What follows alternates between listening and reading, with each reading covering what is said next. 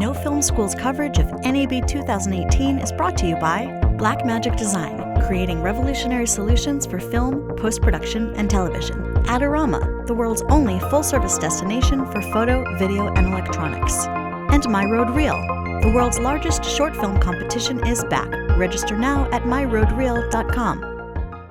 Hey, I'm Charles Hain. I'm here covering NAB Show 2018 for No Film School. I'm here with Jason Druss. Druss, actually. Druss. Same thing. I feel like I've said it aloud correctly before. Anyway, I'm here with Jason Druss from Blackmagic, and we're going to be going over some amazing new features in Blackmagic DaVinci Resolve 15, which just came out yesterday. Yeah, that's right. The public beta for DaVinci Resolve 15 is available right now on Mac, PC, and Linux. So the first public beta is out. People can download it right now. We have some really huge advancements for Resolve. It's probably the biggest update we've ever had. First and foremost, it's important to note that Fusion is now a tab inside of Resolve. So we have complete Fusion integration right inside of Resolve. We're going to go ahead and take a look at it. So we have right here, we have a timeline on the edit page. And as you'll see right here, we have this brand new Fusion tab right here. So anytime you're hovering over a clip, you just go ahead, you click on the Fusion page, and here's our comp. So every single comp comes with a loader node and a saver node, which is essentially the clip you're starting with and a render decision, piping it back into the timeline. So what I want to do here is I want to create the illusion that this woman is under a glass pod in a space station. So what I'm going to do is grab my graphic right here, and what I can do is just click and drag straight into my node tree. Now, this is big for two reasons. A lot of the folks that have always thought about using Fusion, maybe haven't used Fusion yet, you get the same clip thumbnail section, just like in the color page. You have your complete media pool, just like you have in the edit page, and actually now in the color page, but we'll get to that later. Essentially, it's very easy to get started. What we're looking at here is the media pool. We have two independent viewers, so you can do any node in any viewer. Your node tree, our thumbnail list of all of our clips, and an inspector, and some other tools that we'll look at in a moment. So essentially, I have my foreground and my background, green for foreground, yellow for background. See the yellow connection right there. They're merging together, and I'm getting my output, which I'm viewing on viewer number 2. Now, if I wanted to blur this graphic, what I can do is just click on this graphic right here, and I can add a blur tool by clicking right here. We have a toolbar of frequently used tools, and when I click on it, Fusion knew to add a blur in line along here. So I'm going to go ahead, click on my blur, I'm going to hit 1 to view my blur on this viewer. I'll go to the inspector and I'll adjust the blur size. And there we go. So what I want to do now is I want to paint some highlights to make the illusion of glass right here. So what I'm going to do is I'm going to add a second merge node. And what I'm going to do is just click empty into the node tree, and I'm going to hit Shift Spacebar. When I do that, this really nifty little shortcut comes up, and I can type in the node that I want. So I want my merge, and I got my merge. What I can do now is Shift, click on the merge, and I can drop it right into my node tree right there.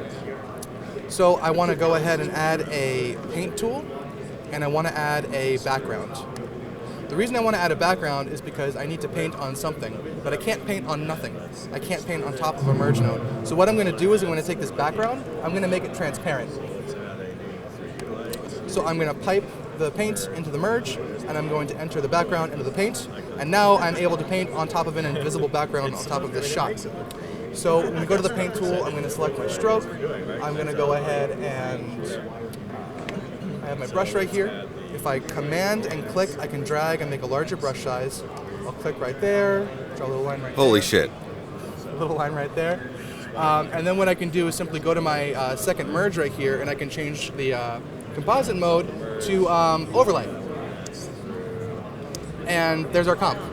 Now here's the best part. I pop right back over to the edit page, and I'm back to editing. The comp's there is waiting for me. If I want to color grade this comp, I can go over to the color page, and I can start doing some color corrections. And I'll show you one more Fusion effect before we head over to the color page. So what we're going to do right now is we're going to check out this shot that needs a good chroma key job. Now, what I can do is if I go over to the Fusion page, we have our background plate right underneath. What I'm going to do, since we have two clips that essentially need the same comp, what I can do is highlight them, right-click, and I can select New Fusion Clip. Since I have a Fusion clip now, when I go over to Fusion now, Fusion has automatically merged these two shots right into the same comp. Oh, which keeps your timeline way cleaner, and then as you're editing, everything moves together as a group, as opposed to that thing where, like, if you edit track 1, then you might lose the top layer. It all gets moved into one clip. Exactly. So we have our background, and we have our shot that needs a delta keyer. So what I'm going to do inline right here is I'm going to hit Shift Spacebar. We'll activate the delta keyer. Let's go ahead and key our shot. I'm going to select my background color. Now, the delta keyer is the most powerful keyer that Fusion's ever had. I'm going to click OK, and we have a really great key to start with. Now remember, I can view any node in any viewer, so I'm going to take my delta keyer in viewer 1. Let's go ahead and view the alpha. I'm going to go to my threshold tools, and we're just going to clean up this key so that it's perfect. You can see how I'm seeing the reaction of both of these at the same time on both viewers. So there we go. We're all good to go. We have our clean key now. Now what I need to do is add a tracker, because the spaceship is moving and the background is not. So what I need to do is I need to track the spaceship and attach that tracking information to my background. So let's go ahead. We'll hit Shift Spacebar one more time, and we're going to add a simple tracker. Let's throw the tracker into viewer 1. We're going to go to the first frame here. Great. Let's take our tracker right over here on this light. I'm going to rename my tracker light, and then I'm going to go ahead and track forward. Awesome. So our track is complete. Now what I need to do is map this tracking information onto the background. So what I'm going to do is I'm going to add a transform node. And transform, if I remember correctly, is right here. So what I'm going to do in my transform node is for the center position, I'm going to choose to connect to my light offset position. And there you go. We'll add one more transform inline. And I'll use that to move my background back to where I want it. We'll adjust the size a little bit. And there we go. Everything is now tracked.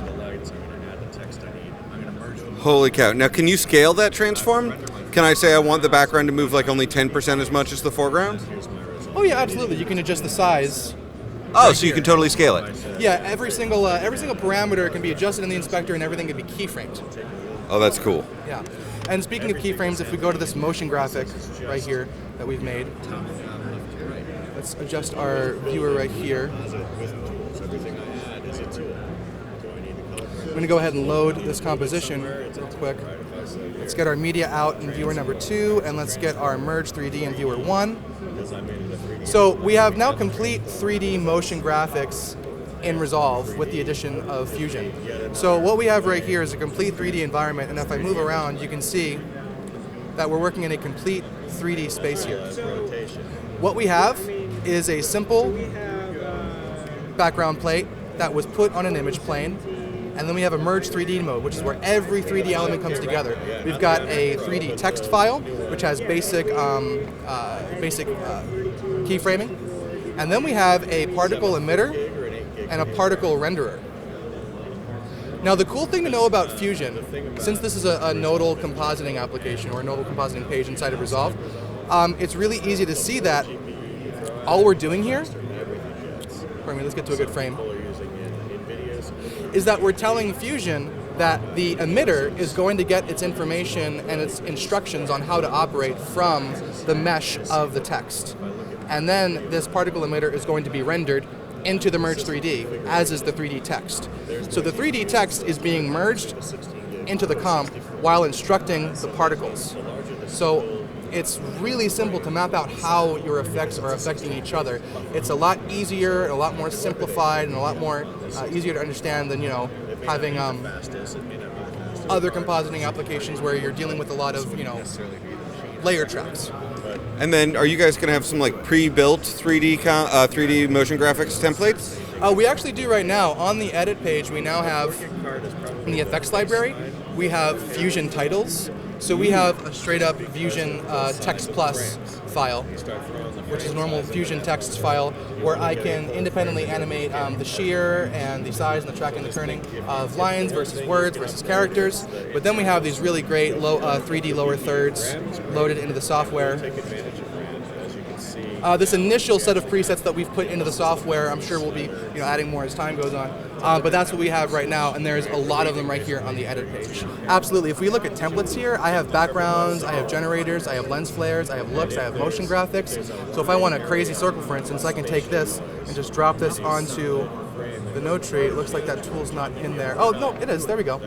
So this is a pre-made comp where essentially I can drag and drop it into the node tree, and then I can connect that to an existing comp.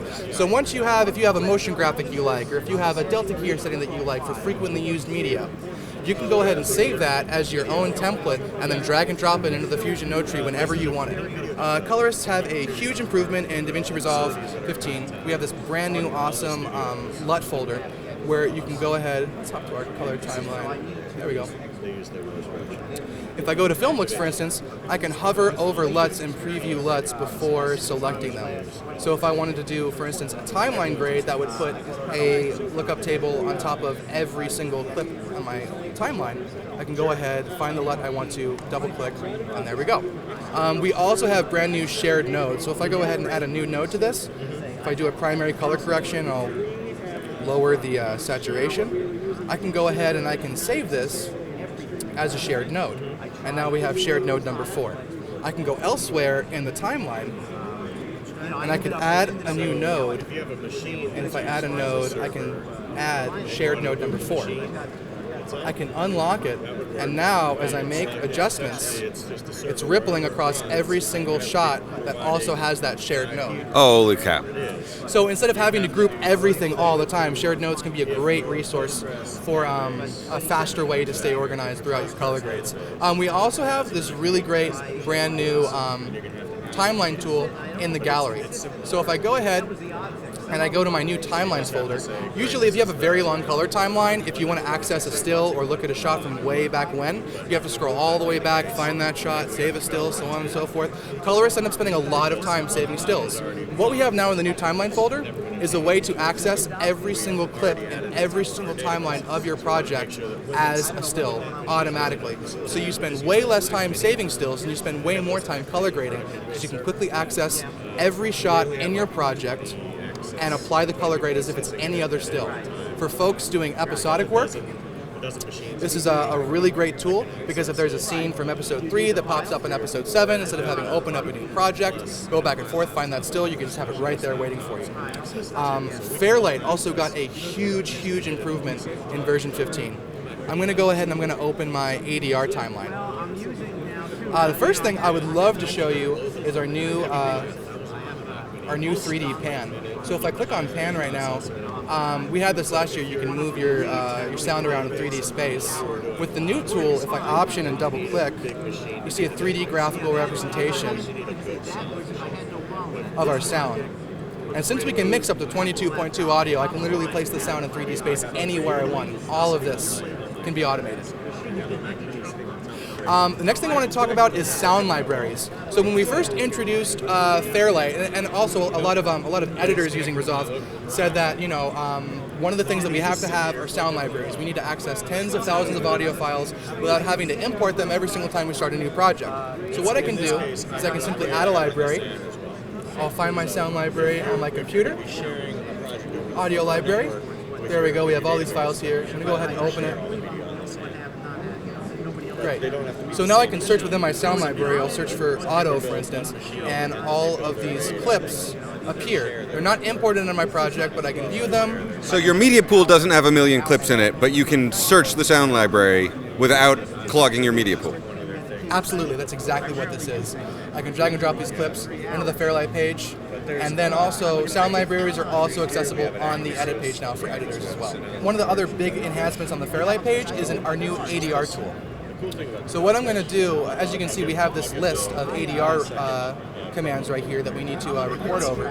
What I can do, just to show you the process, you can import a simple cue list. We accept basic CSV files. So if I go to Documents, Hyperlight, Assets, here we go. It's a simple CSV file. We've got timecode in and out, we've got character names, and we've got dialogue. That's it. I'm going to open it up. We have a list of dialogues. I'm going to import the CSV, and it's going to refresh our list right here. So we're going to go to our ADR track. If I go to Setup, we can see we can have a lot of selections to choose from. Let's say I want 3 seconds of pre-roll. Say I want 3 seconds of post-roll. The record source is going to be our, I'm going to turn this down for a moment, our iMac Pro microphone. The record track is going to be ADR. It's already armed to record. I want a count in, I want a video streamer, and we're good to go. So now I'm going to choose the point in the timeline where I want to record dialogue, and then I'm going to go ahead and go to the record page. Let's pop out our video viewer. Let's make it a little bit larger. Let's go view our new timecode window, which is new in Resolve 15. So that's like the idea of that one is a mobile. Let's go ahead and press record. And it goes. It's just like take it with you. And you know the exact moment we need to start recording your ADR dialogue. You hit pause to stop. Now we have a take here. You can keep recording multiple takes. You can audition those takes against each other. So the Fairlight page has come a very, very long way. It's ready for a lot more professional work, and we're really looking forward to seeing how sound engineers and sound designers and editors take advantage of it. Let's hop over now to the edit page. We have a lot of really great new tools for editors. First thing I want to show you are stacked timelines. So what we have now, if we go to the new timeline view options menu, this has changed a lot. I can go ahead and I can add my stacked timelines. So now we have timeline tabs, so I can easily select new timelines. And then we have timeline stacks. So here I have multiple timelines and multiple tabs in my second stack of timelines. So if I want to go ahead and I want to copy and paste a clip from timeline A to timeline B, I just simply drag and drop this up here, drop it right in just like that. Some other great new tools we have are closed captioning and subtitle support. So let's go ahead and go to our subtitle timeline. And I'm going to go to this bin right here. And something interesting to note is that we can now read industry standard SRT files. So I'm going to take this SRT file, I'm going to drag and drop it right over my timeline. You can see we have a new subtitle track. I'm going to line it up to my marker. And now we have these subtitles and closed captioning support native right in DaVinci Resolve. I can go ahead and click on a closed caption or a subtitle. I have a database list of the timecode in and out, the amount of frames it's taking, and the caption itself, which I can all change and edit and add more right here. When it comes time to export your subtitles and closed captioning, if I go to deliver, we go to Video, QuickTime, ProRes. We have this new folder for subtitle settings. I can choose to export subtitles. I can format them as a separate file. I can burn into the video, or I can add as embedded closed captions. And speaking of the Deliver page, we have this great new surprise for everybody. We now have direct IMF encoding and decoding, especially for networks like Netflix. If you're sharing a project to Netflix, you're going to need to render it in IMF. So now you can do that directly inside of DaVinci Resolve. We have the IMF format. We have all of the Kakadu JPEG 2000 codecs right here at your disposal, including Dolby Vision for HD, 2K, Ultra HD, and 4K. So we have Netflix and IMF support now. Additionally, if we go over to custom, you'll see that we have a brand new DCP option, so you can make your own unencrypted DCPs for free now using the Kakadu JPEG 2000 format. So DCPs just became a lot easier. And I just mentioned Dolby Vision before, and it reminded me of something that I need to tell you guys. There's a really big surprise on the color page this year. A lot of the folks at home know that we've supported HDR for years. We have really, really deep set tools for HDR mastering. We can even separate color space and gamma for working in Rec 2020, Rec 709, with all different kinds of ST2084 curves for different nit levels. So we've already had all the HDR tools in here for a long time. Something that is new, though, if I go to the color management here, we have these new Dolby Vision and HDR10 folders. So I can enable Dolby Vision, I can enable HDR10+, I'm going to hit save, and just like that, we have these brand new Dolby Vision and HDR10+ tabs. Now, for the folks that know a little bit about Dolby Vision, in the past, what you've needed to do is essentially license a CMU from Dolby, a content mapping unit, which is a computer that they'll license to you that will map all of the metadata downstream for your HDR color grades. We're happy to announce that every single DaVinci Resolve Studio user now owns a Dolby Vision CMU integrated into their GPU, into the software for free. So everyone now has Dolby Vision. What you get for free from Dolby is you get an analyze all clips or selected clips, and their automatic trim pass, which is really, really good, comes free in the software. If you want independent clip-based trims for your SDR grades, you're going to contact Dolby for a license from them.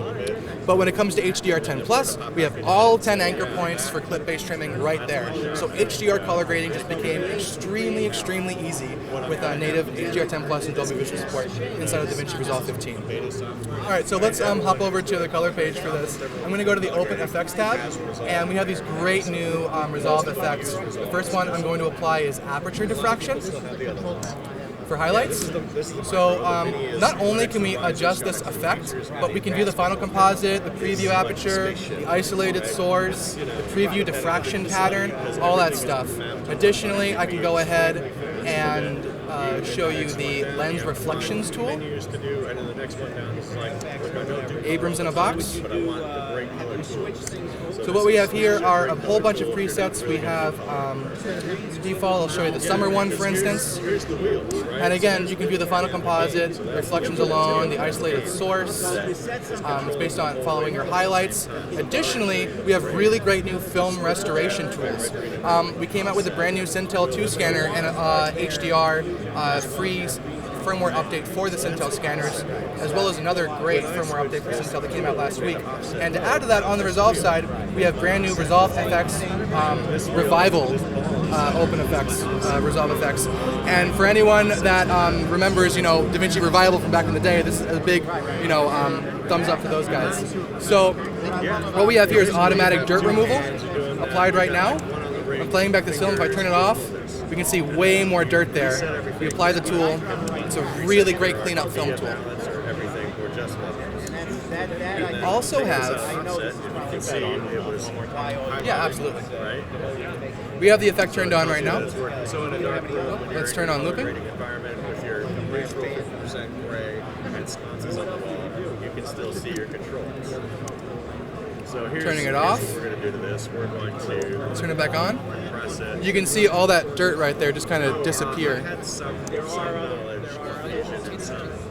It's a really, really awesome tool. We also have, for Resolve Effects Revival, we have Deflicker, Dust Buster, and we have a patch replacer. So if I'm ever dealing with, if someone has a pimple, for instance, this actress, for instance, right here has a little mole right there. If I wanted to get rid of that, I'll add a new node. I'll go ahead and I'll apply the patch replacer. I'll show you something very simple. What I can do is this is just a 2-layer stack. So if I turn drag you'll see that's the background layer that I'm actually seeing. Reveal with the D, source and the replace. Second layer stack. So I want to replace the mole. Workflow for Resolve. You go into the color page and you say, great, this is my shot. Something from right here. Color page here. In order to do that and see through, I need to add an alpha output. So I'm going to add this little bar, alpha output. There we go. Connect the alpha output. And let's close this up a little bit. Anything I do here actually makes sense. Oh, I got to move this over a little bit, over right This allows me to sample here. green. There we go. It doesn't sample all. As we play that back, Sample a little bit more. there we go. That's much better. So what I can do is I can go ahead and track the patch replacer, which is getting rid of her mole. I can go to the tracker page right here. I'll go to an FX tracker. I'll go ahead and I'll add a new tracking point, and I'll go ahead and I'll track her eye right here. We'll go ahead and we'll track forward. We'll track backwards. And just like that, her mole is gone. Turn off the patch replacer, turn on the patch replacer, just like that, cleaning up faces in DaVinci Resolve. It's really exciting. There are so many new tools in the software. For editors that are using the software, you guys got a lot of updates. Colorist got a huge amount of updates. Fairlight is way more powerful. And now with Fusion integration right into DaVinci Resolve, now editors, colorists, audio engineers, audio professionals, and VFX artists have the ability to have complete creativity and freedom over how they want to adjust their effects and how they want to make their projects. The big facilities, are going to save a lot of money by having to just click buttons between pages, and everyone working in different jobs can share DRPs with each other or work in collaboration mode to save a lot of time.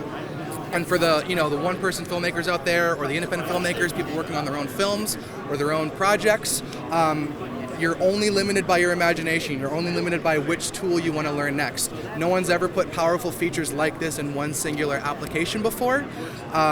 It's the world's leading color grading application, a really phenomenal nonlinear editor, world-class visual effects with Fusion, and great audio with Fairlight. Again, the paid version of DaVinci Resolve Studio is $299. Free version is free. And for all of the folks that currently are DaVinci Resolve Studio users, it's a free update. And for all of the existing Fusion users that have Fusion Studio and have a Fusion dongle, that dongle will now work with DaVinci Resolve Studio. And you can download a public beta right now from the website at blackmagicdesign.com. That beta is going to work on Mac, PC, and Linux. This has been Charles Hain for No Film School at the Resolve DaVinci Blackmagic booth for No Film School NAB Show 2018.